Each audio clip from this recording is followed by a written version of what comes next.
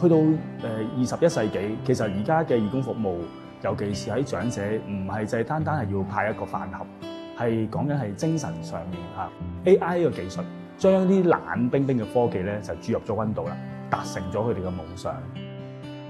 專業的攝影布景，醒目的參數信息，走進這間特別的中學教室，整齊碼放的婚紗照相冊映入眼簾。照片的主人公多是頭髮花白的老夫婦，皺紋與婚紗相應，訴說着跨越近半個世紀的愛情。而這些照片的製作者正是中學教師周華和他的學生們。最初，這裡只是服務於校內師生的攝影工作室。隨着 AI 浪潮的到來，周華開始思考團隊是否能發揮更大的作用。2024年，借由 AI 幫助長者製作婚紗照的項目正式展開，許多老夫婦慕名而來，希望在人生暮年重新定格一次浪漫。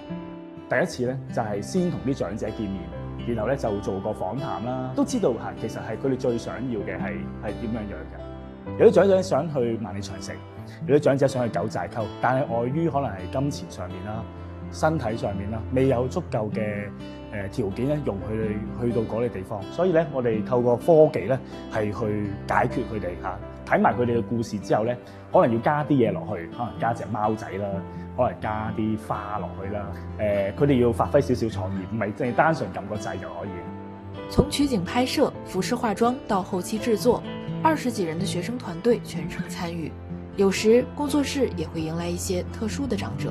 我最深刻印象嘅咧就係幫翁氏夫婦咧係拍攝佢哋婚紗相。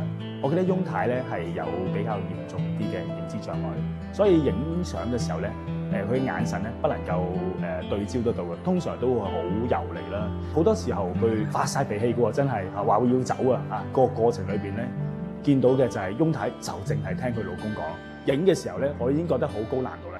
你可能要等好耐咧，佢先會望到鏡頭一下，而嗰一下咧，未必係姿勢上面係可能好配合嘅喎。咁嗱呢個位，我會覺得都大挑戰啦。我記得有2對夫婦咧係93歲，93歲係講緊企喺度咧都唔能夠長時間咯。我哋要先拍咗個老公或者係太太，然後先至短暫地俾個另一半咧係企翻起身。長者我問佢哋結咗婚幾多年？60幾年啦嚇，咁記唔記得以前係點樣樣？我都唔係好記得以前結婚嗰張相，但係佢哋會好珍惜咯，真係珍惜翻而家呢一張呢張相嘅意義咧，遠遠係唔係一張婚紗相，係一個家人，係一個陪伴。一張令人滿意的照片，往往需要經過反覆溝通與打磨。周華也有感到力不從心的時候，但每當看到長者們接過相片時的欣喜，他就又有了堅持做下去的動力。之前我有幫對家人咧有認知障礙嘅家屬去影完相之後咧，之後嗰個禮拜咧收到封千字文啊，手寫嘅。喺呢個年代，仲有人肯手寫啲信俾你，而係講緊係好衷心嘅感謝咧。我好記得咧，就係啲長者咧打開相簿嗰下咧，嗰個笑到見牙唔見眼嗰個樣，即係太太咧就超開心，連忙咧係咁講10聲多謝。我咧其實都唔好意思，因為其實我係業餘嘅，真係我係一個中學老師。其實我唔係啲婚攝界嘅同行啊。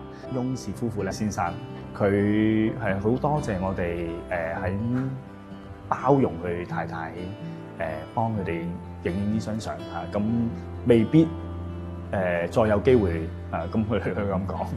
所以我知道我哋做緊嘅嘢咧係有意義嘅。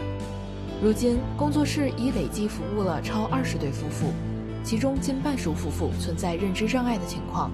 不久前，團隊還獲頒香港義工獎，這讓成員們備受鼓舞。談及未來，他們也想借由科技嘗試更多可能。來年嘅想試下咧，就係揾2張相啦，一個童年嘅自己啦，一個而家嘅自己咧，一個擁抱啦，或者係對幫佢哋。